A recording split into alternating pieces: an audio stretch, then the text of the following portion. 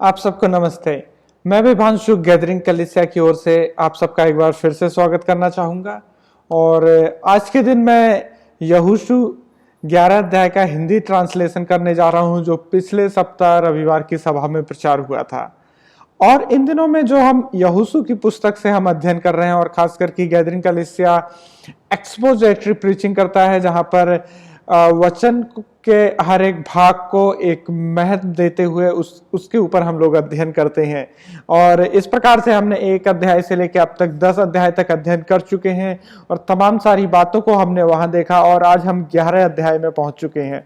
और यहोशू की अगर हम पुस्तक को देखते हैं तो इज़राइल के लोग जो मिस्र की गुलामी में थे और करीब कई सैकड़ों साल वो वहां की गुलामी में रहे, और वहां से परमेश्वर के एक दास मूसा को परमेश्वर ने नियुक्त किया कि वो इजरायली लोगों को, जिनको परमेश्वर अपनी प्रजा कह के बोलते थे, उनको मिस्र की गुलामी से निकाला और उनको एक देश, कनान देश देने का वादा किया।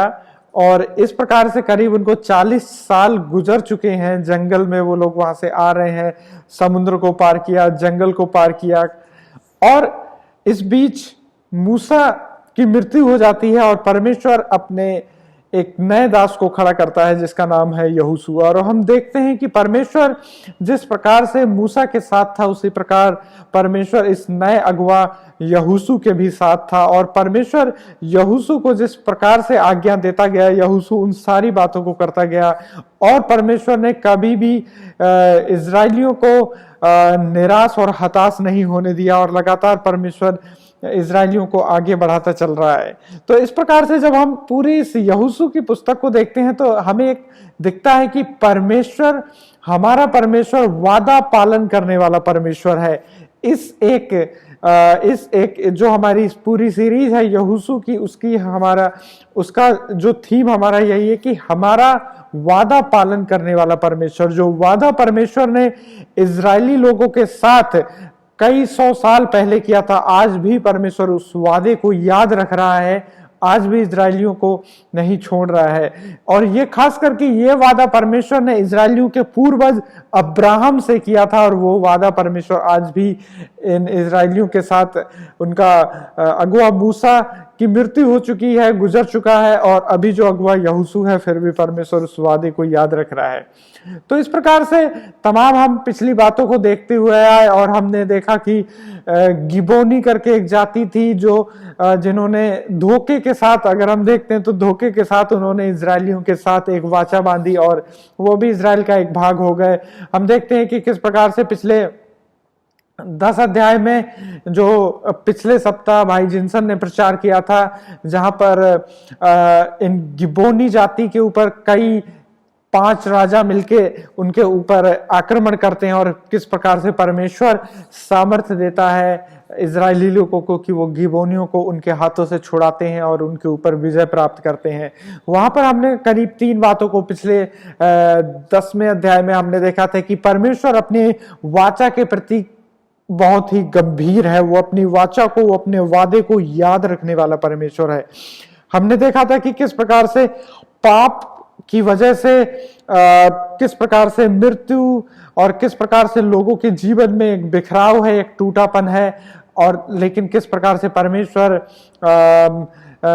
जो हमारे चारों तरफ शैतान की वजह से जो गड़बड़ियां हो रही हैं और जो लड़ाइयां हैं वो उनका कारण है। तो इस प्रकार से हमने एक भाग को देखा था, और उसमें जो तीसरा भाग भाई जिनसन ने प्रचार किया था, वहां पर यह था कि परमेश्वर चाहता है कि हम उसकी प्रतिज्ञा में एक बहुत ही सक्रिय तौर पर भागीदारी करें उसके साथ, जिससे कि परमेश्वर उन प्रतिज्ञाओं को हमारे जीवन में, हमारे आसपास पूरा करे। परमेश्वर उनमें हमारी सक्रिय भागीदारी चाहता है। तो इस प्रकार से हमने करीब 3 बातों को देखा था, और आज हम इस 11 अध्याय को अध्ययन करने जा रहे हैं, और उसमें कुछ बातों को हम लोग और देखने वाले हैं। और खास करके आज का जो 11 अध्याय है, उसका जो शीर्षक है, उसका जो टाइटल है, वो ये है कि परमेश्वर को जानना जिसने हमें छुड़ाया है, उस परमेश्वर को जानना जिसने हमें छुड़ाया है। तो इस प्रकार से आइए हम सबसे जो पहला पॉइंट है उस पहले पॉइंट को हम इस यहोशू 11 अध्याय उसके 1 से 6 में हम लोग देखते हैं। यहोशू 11 अध्याय उसका 1 से 6 में यहां पर पढ़ रहा हूं।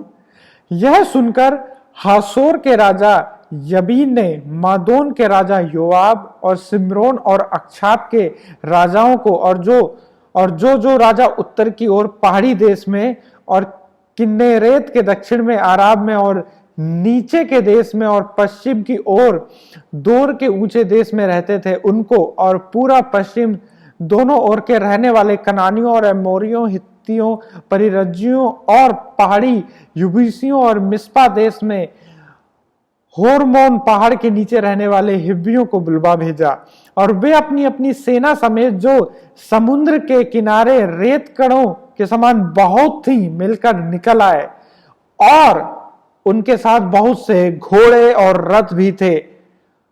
तब वे सब राजा सम्मति करके इकट्ठा हुआ और इजराइलियों से लड़ने को मेरोक नामक ताल के पास आकर एक संग छावनी डाली।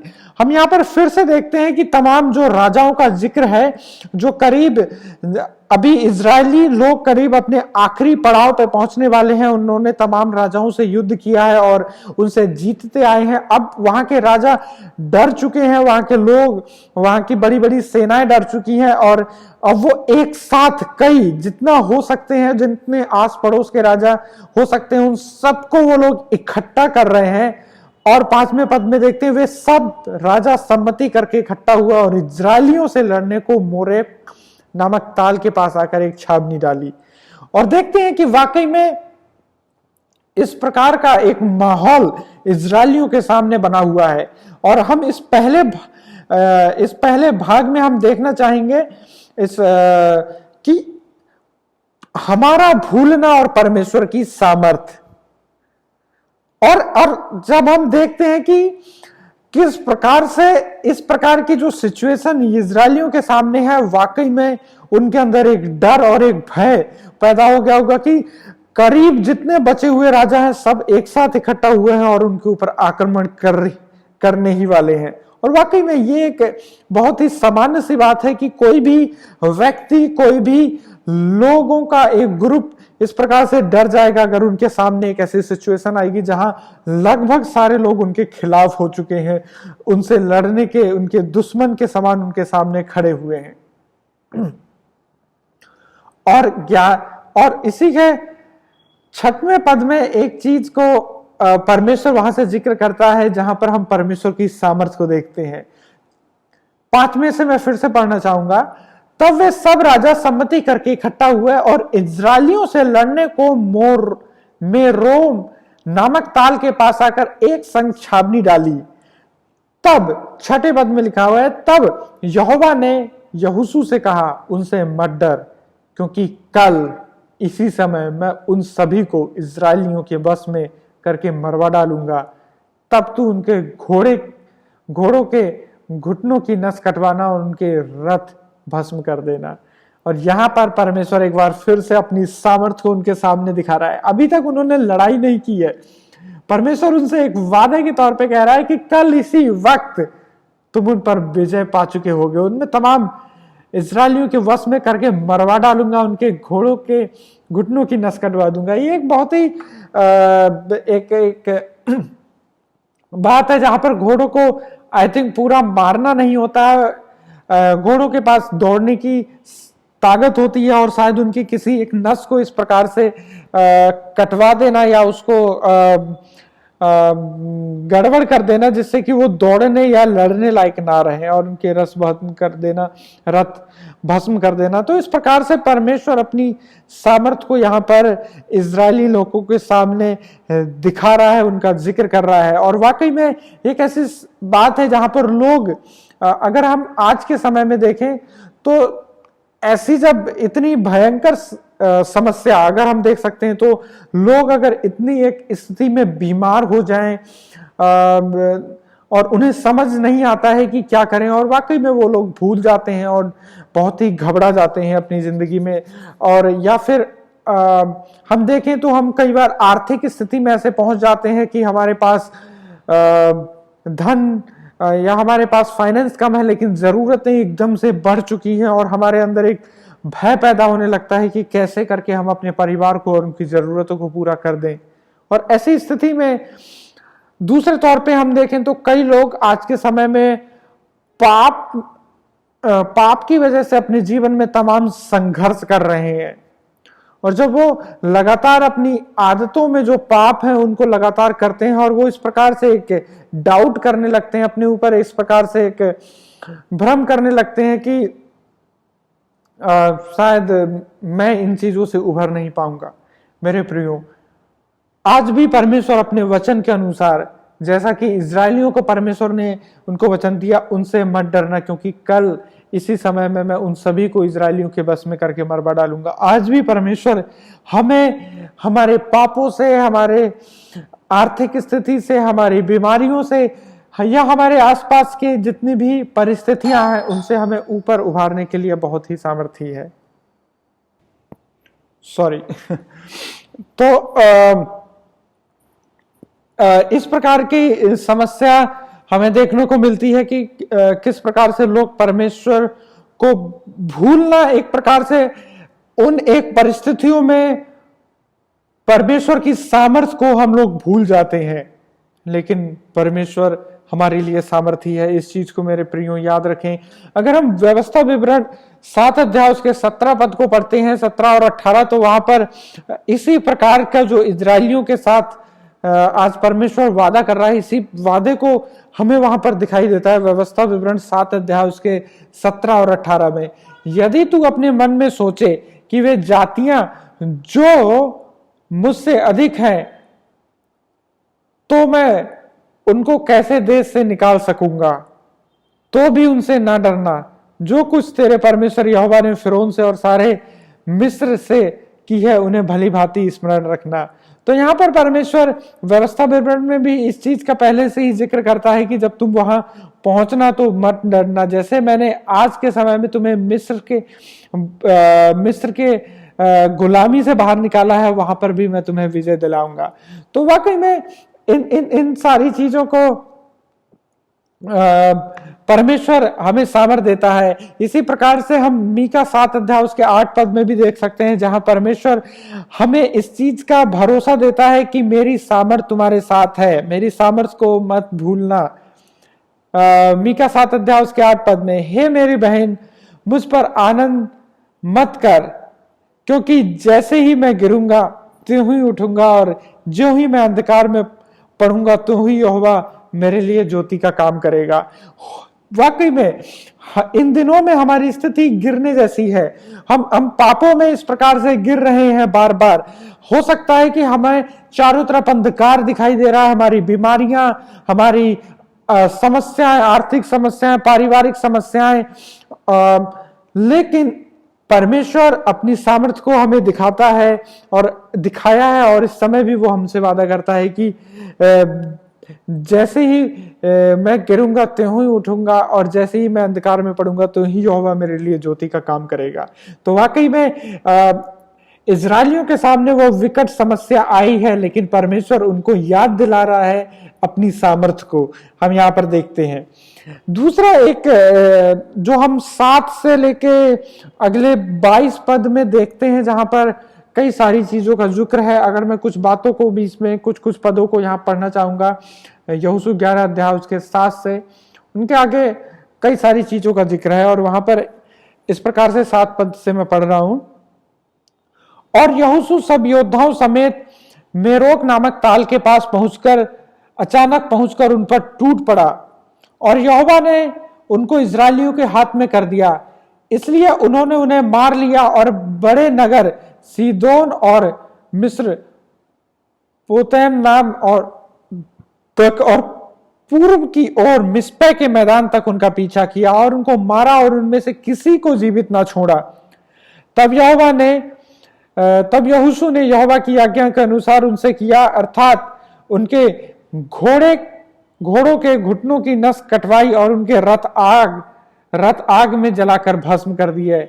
उस समय यहोवा ने घूमकर होसोर को, जो पहले उन सब राज्यों में मुख्य नगर था, ले लिया और उसके राजा को तलवार से मार डाला, और जितने प्राणी उसमें थे उन सभी को उन्होंने तलवार से मारकर सत्यानाश किया और किसी प्राणी को जीवित ना छोड़ा।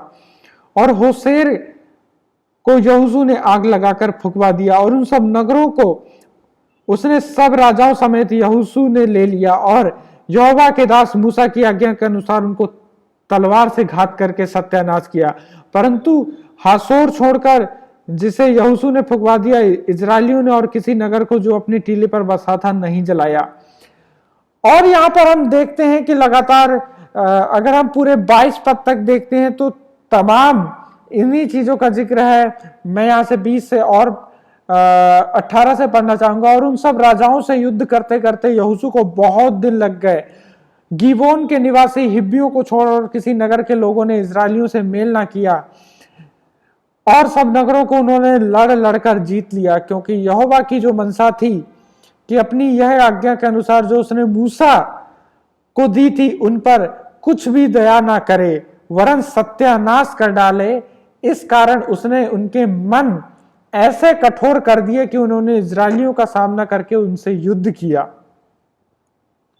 मेरे प्रियो, हम देखते हैं कि परमेश्वर ने अपनी सामर्थ्य को इजरायलियों के द्वारा दिखाया। पूरा एक बड़ा ग्रुप उनके सामने खड़ा हुआ है लड़ने को, लेकिन लगातार कई दिनों तक युद्ध लड़ते लड़ते लगभग सारे राजाओं को उन्होंने अभी तक जीत चुके हैं। और जैसा एक जिक्र किया था ना कि गिबोन के लोगों ने धोखे ही के साथ इजरायलियों से लेकिन मेल किया, लेकिन बाकी किसी भी लोगों ने उनके साथ मेल नहीं किया। 20 पद में लिखा, और क्योंकि यहोवा की जो मनसा थी कि उसने उस आज्ञा के अनुसार जो उसने मूसा को दी थी उन पर कुछ भी दया ना करे वरन सत्यानाश कर डाले।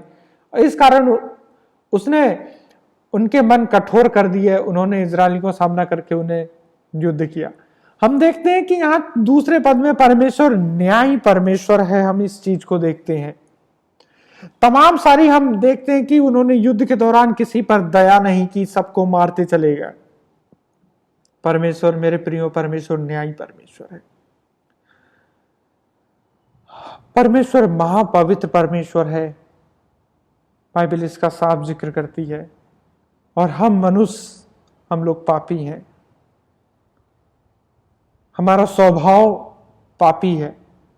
हमारे जो आदि माता पिता आदम और हब्बा थे उन्होंने परमेश्वर के खिलाफ काम किया, और पीढ़ी दर पीढ़ी उस पाप की भागीदारी हम लोग हैं, और परमेश्वर से हम अलग हैं। परमेश्वर का वचन इस प्रकार से लिखा हुआ है, क्योंकि पाप की मजदूरी तो मृत्यु है। जो पाप है उसकी मजदूरी मृत्यु है, मतलब उसका फल मृत्यु है। और हम देखते हैं कि किस प्रकार से इजरायलियों के सामने कोई भी राजा टिक नहीं सके और परमेश्वर की कोई दया उनके ऊपर नहीं हुई, क्योंकि वो लोग परमेश्वर से अलग थे। उनको परमेश्वर की वाचा के बारे में कोई जानकारी नहीं थी, या वो परमेश्वर वो मूर्तियों को और तमाम दूसरी चीजों को पूजते थे, तो परमेश्वर की दया उन पर नहीं हुई।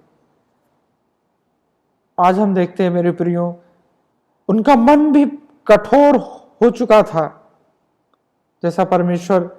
लेकिन आज मेरे प्रियो, हम इस चीज का जानकारी लें, इस चीज की जानकारी लें कि हम में वो पाप है जो हमारे आदि माता पिता आदम और हब्बा से चलता हुआ आया है, और हम स्वभाव से भी तमाम पापों में लगातार बने हुए हैं।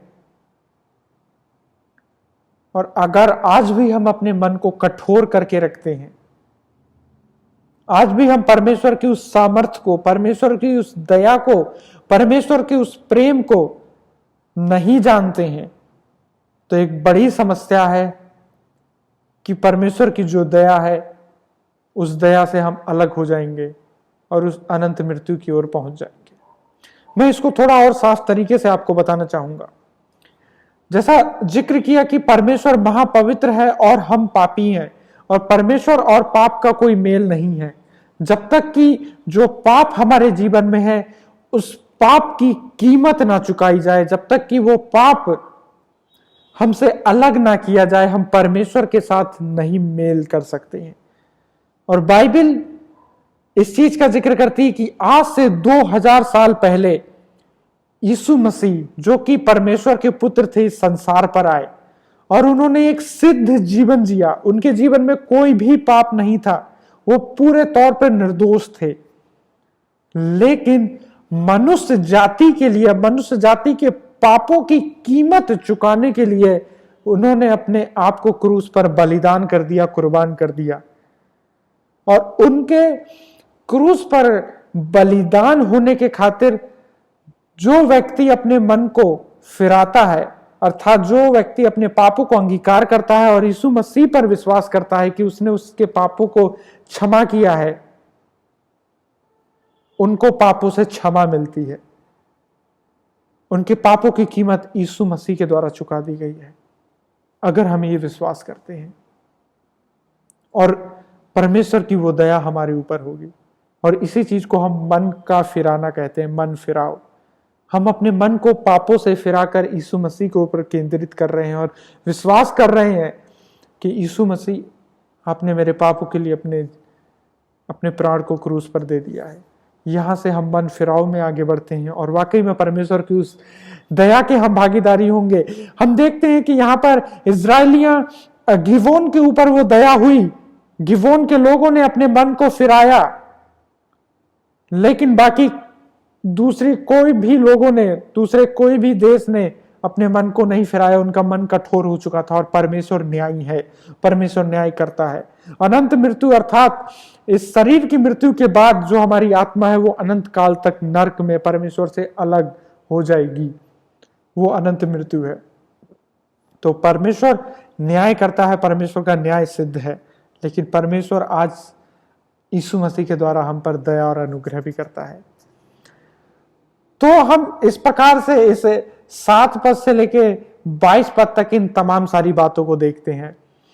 और 23 पद में हम एक बात को देखते हैं जहां परमेश्वर शांति की बात को करता है। और 23 पद में इस प्रकार से लिखा हुआ है,